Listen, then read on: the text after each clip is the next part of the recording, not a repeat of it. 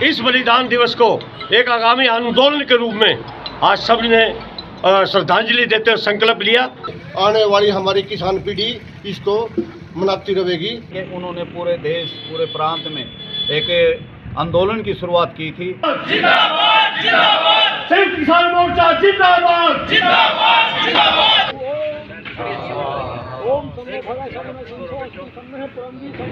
इन शहीदों का बलिदान याद करेगा हिंदुस्तान, इन शहीदों का बलिदान याद करेगा हिंदुस्तान। किसान मजदूर एकता जिंदाबाद जिंदाबाद जिंदाबाद। आज चौधरी स्वर्गीय तेजाराम जी का बलिदान दिवस है।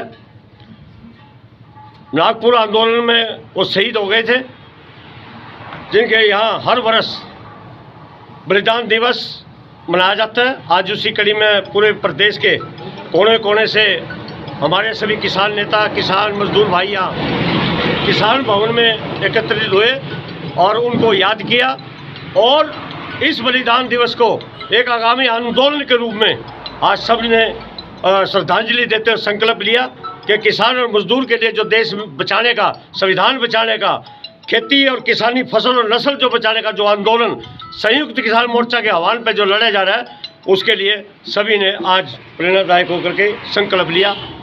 और हम ये कहना चाहते हैं कि जो उत्तर भारत में जो बहुत बड़ी ओलावृष्टि हुई है, फसलें तहस नहस हो गई है, उसके लिए सरकार की तरफ से कोई बयान नहीं आया, कोई आदेश अधिसूचना जारी नहीं हुई।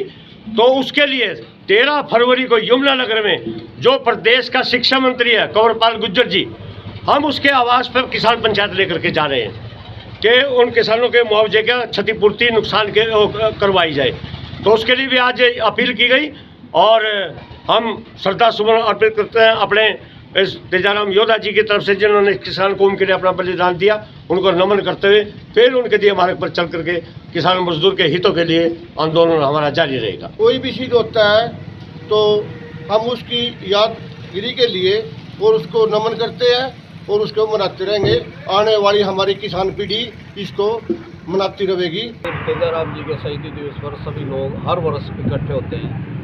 1994 में हमारे से श्री तेजाराम जी छूट गए थे और उनकी शहादत एक हमारे लिए प्रेरणादायक है, जिससे कि हम हर वर्ष पूरे करनाल जिले में सबसे पहला जो आंदोलन भारतीय किसान यूनियन का हुआ था वो करनाल जिले से ही शुरू हुआ था और करनाल जिला ही अगवा में रह करके उन्होंने पूरे देश, पूरे प्रांत में एक आंदोलन की शुरुआत की थी, जिसमें उस टाइम हमारे कम से कम भी 8 शहीद हुए थे किसान।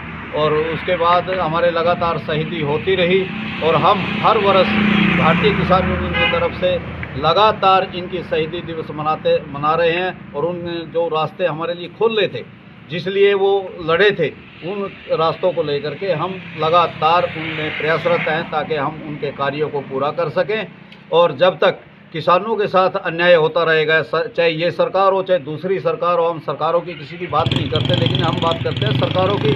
यदि कोई सरकार किसानों के साथ अन्याय करेगी तो उसके खिलाफ ये बड़े बड़े आंदोलन भी होंगे, चाहे हमारे को शहीद होना पड़े या कुछ करना पड़े। जिस प्रकार से भूमि अधिग्रहण का इन्होंने रोड़ा उठाया हुआ है, हर जगह से जिसकी चाहे भूमि को अधिग्रहण कर लेते हैं और उसके खाते में उसके पैसे जमा कर देते हैं। ये बात आई थी, हरियाणा के मुख्यमंत्री ने ये फैसला ले लिया था कि हम किसी को पूछेंगे नहीं, बगैर पूछे ही एक बार उनके खाते में उनके पैसे डाल दिए जाएंगे। और जो ये सड़कें निकली हैं अधिग्रहण करके, इनमें किसानों का भी हक है, आम मजदूर का भी हक है, सभी का हक है कि उस पर चलने के लिए उनको भी छूट होनी। और तो और जितने हमारे खेत 2 पहाड़ों में बट गए थे, एक सबसे दूसरी पार एक दूसरी पार, उनके नीचे को उनको रास्ते भी नहीं दिए गए।